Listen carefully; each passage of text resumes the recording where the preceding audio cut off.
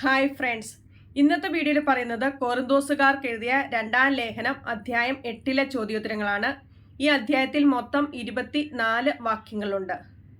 മക്കതോനിയക്കാരുടെ ദാനത്തെപ്പറ്റിയും ദാനം എങ്ങനെയാണ് ചെയ്യേണ്ടത് എന്നും ദാനം ചെയ്യുന്നതുകൊണ്ട് സ്ലീഹ എന്താണ് അർത്ഥമാക്കുന്നതെന്നും പറഞ്ഞിരിക്കുന്നു.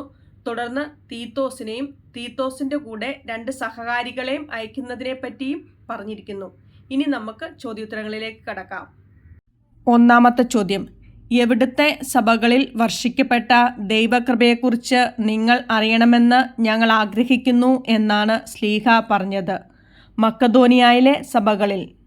രണ്ടാമത്തെ ചോദ്യം, മക്കതോനിയയിലെ സഭകളിൽ വർഷിക്കപ്പെട്ട എന്തിനെക്കുറിച്ച് നിങ്ങൾ അറിയണമെന്ന് ഞങ്ങൾ ആഗ്രഹിക്കുന്നു എന്നാണ് സ്ലീഹ പറഞ്ഞത്? ദൈവകൃപയെക്കുറിച്ച്. മൂന്നാമത്തെ ചോദ്യം, പൂരിപ്പിക്കുക. എന്തെന്നാൽ ക്ലേശങ്ങളുടെ തീവ്രമായ പരീക്ഷയിൽ അവരുടെ സന്തോഷാധിക്യവും കൊടിയ ദാരിദ്ര്യവും ഡാഷായി കരകവിഞ്ഞൊഴുകി ഉദാരതയുടെ സമ്പത്തായി. നാലാമത്തെ ചോദ്യം, മക്കതോനിയക്കാർ എങ്ങനെ ദാനം ചെയ്തെന്ന് സാക്ഷ്യപ്പെടുത്താൻ സ്ലീഹായ്ക്ക് സാധിക്കും എന്നാണ് പറഞ്ഞത്? തങ്ങളുടെ കഴിവിനനുസരിച്ചും അതിൽ കവിഞ്ഞും തുറന്ന മനസ്സോടെ ദാനം ചെയ്തു എന്ന്. അഞ്ചാമത്തെ ചോദ്യം, മക്കതോനിയക്കാർ ആരെ ശുശ്രൂഷിക്കുന്നതിനുള്ള ഭാഗ്യത്തിൽ തങ്ങളെ കൂടി ഭാഗഭാക്കുകൾ ആക്കണമെന്നാണ് അവർ തങ്ങളോട് തീവ്രമായി അപേക്ഷിച്ചത്? വിശുദ്ധരെ ശുശ്രൂഷിക്കുന്നതിനുള്ള.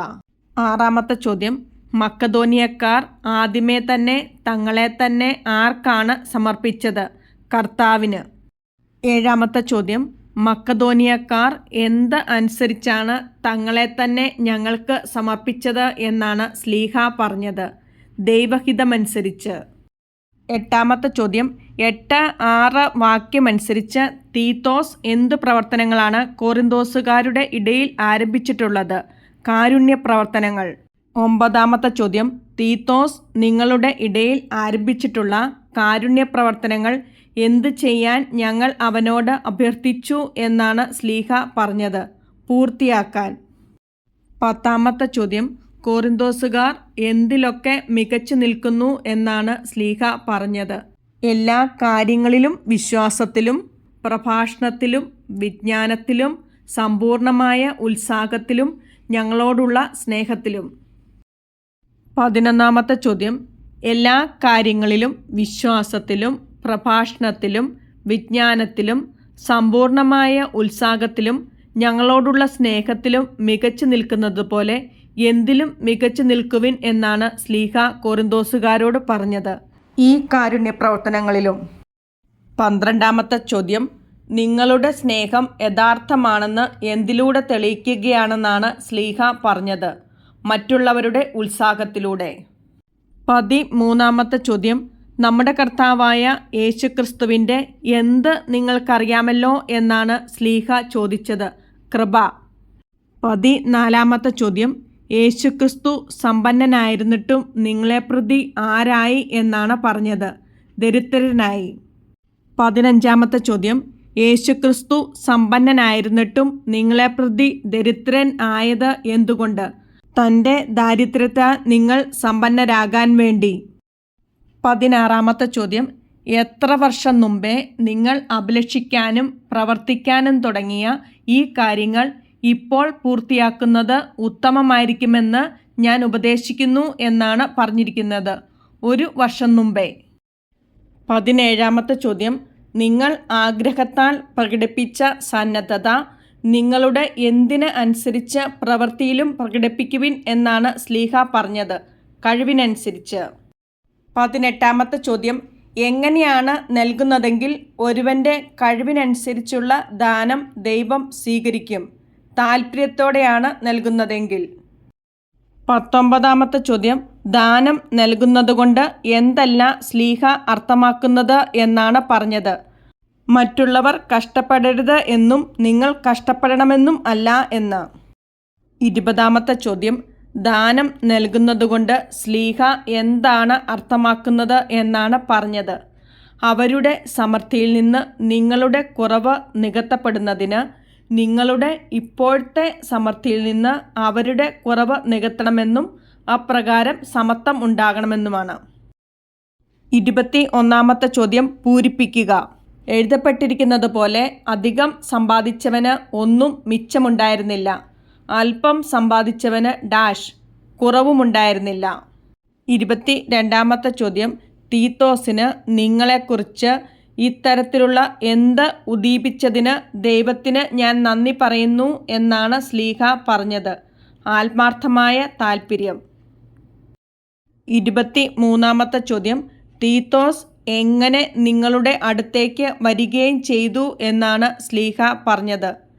ഞങ്ങളുടെ അഭ്യർത്ഥന കൈക്കൊള്ളുക മാത്രമല്ല, വളരെ ഉത്സാഹത്തോടെ സ്വമനസാലെ നിങ്ങളുടെ അടുത്തേക്ക് വരികയും ചെയ്തു. 24 ചോദ്യം എന്തിൽ പ്രസക്തി നേടിയ ഒരു സഹോദരനെ കൂടി തീത്തോസിൻ്റെ കൂടെ നിങ്ങളുടെ അടുത്തേക്ക് അയച്ചിട്ടുണ്ട് എന്നാണ് ശ്ലീഹ പറഞ്ഞത്. സുവിശേഷ പ്രഘോഷണത്തിന് എല്ലാ സഭകളിലും പ്രസക്തി നേടിയ ഒരു സഹോദരനെയും. 25 ചോദ്യം എന്തൊക്കെ വെളിപ്പെടേണ്ടതിന് ഞങ്ങൾ നിർവഹിക്കുന്ന ഈ കാരുണ്യ പ്രവർത്തനങ്ങളിൽ ഞങ്ങളുടെ സഹകാരിയായി സഭകളാൽ നിയോഗിക്കപ്പെട്ടവനെയാണ് തീത്തോസിൻ്റെ കൂടെ നിങ്ങളുടെ അടുത്തേക്ക് അയക്കുന്നത് എന്നാണ് ശ്ലീഹ പറഞ്ഞത്. കർത്താവിൻ്റെ മഹത്വവും ഞങ്ങളുടെ സന്മനസ്സും. 26 ചോദ്യം ഉദാരമായ ഈ ദാനം എന്തു ചെയ്യുന്നതിൽ ആരും ഞങ്ങളെ കുറ്റപ്പെടുത്താതിരിക്കാൻ ഞങ്ങൾ ശ്രദ്ധിക്കുന്നുണ്ട് എന്നാണ് ശ്ലീഹ പറഞ്ഞത്. കൈകാര്യം ചെയ്യുന്നതിൽ. 27 ചോദ്യം ആരുടെയൊക്കെ മുമ്പാകെ ആദരണീയമായതേ ഞങ്ങൾ ലക്ഷ്യമാക്കുന്നുള്ളൂ എന്നാണ് ശ്ലീഹ പറഞ്ഞത്. കർത്താവിൻ്റെ മുമ്പാകെയും മനുഷ്യരുടെ മുമ്പാകെയും. 28 ചോദ്യം എങ്ങനെയുള്ള ഞങ്ങളുടെ ഒരു സഹോദരനെ കൂടെ അവരോടൊത്ത് ഞങ്ങൾ അയച്ചിട്ടുണ്ട് എന്നാണ് ശ്ലീഹ പറഞ്ഞത്. പല കാര്യങ്ങളിലും ഉത്സാഹിയാണെന്ന് ഞങ്ങൾ പലതവണ പരീക്ഷിച്ചറിഞ്ഞ ഞങ്ങളുടെ ഒരു സഹോദരനെ കൂടെ. 29 ചോദ്യം തീത്തോസിൻ്റെ കൂടെ വരുന്ന പല കാര്യങ്ങളിലും ഉത്സാഹിയാണെന്ന് ഞങ്ങൾ പലതവണ പരീക്ഷിച്ചറിഞ്ഞ സഹോദരൻ കോറിന്തോസുകാരിലുള്ള എന്ത് നിമിത്തം പൂർവോപരി ഉത്സാഹിയാണെന്നാണ് ശ്ലീഹ പറഞ്ഞത്. കോറിന്തോസുകാരിലുള്ള ആത്മവിശ്വാസം നിമിത്തം.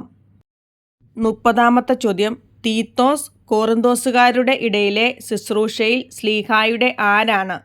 ശ്ലീഹായുടെ പങ്കുകാരനും സഹപ്രവർത്തകനും. 31 ചോദ്യം ഞങ്ങളുടെ സഹോദരന്മാർ ആരാണെന്നാണ് ശ്ലീഹ പറഞ്ഞത്.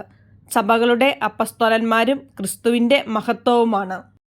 32 ചോദ്യം എന്തിൻ്റെയൊക്കെ തെളിവ് സഭകളുടെ മുമ്പാകെ ഇവർക്ക് നൽകുവിൻ എന്നാണ് ശ്ലീഹ പറഞ്ഞത്. നിങ്ങളുടെ സ്നേഹത്തിൻ്റെയും നിങ്ങളെക്കുറിച്ചുള്ള ഞങ്ങളുടെ പ്രശംസയുടെയും തെളിവ്. അടുത്ത വീഡിയോയിൽ അടുത്ത ചാപ്റ്ററിൻ്റെ ക്വസ്റ്റ്യൻ ആൻസേഴ്സ് ഇടുന്നതായിരിക്കും. Thanks for watching.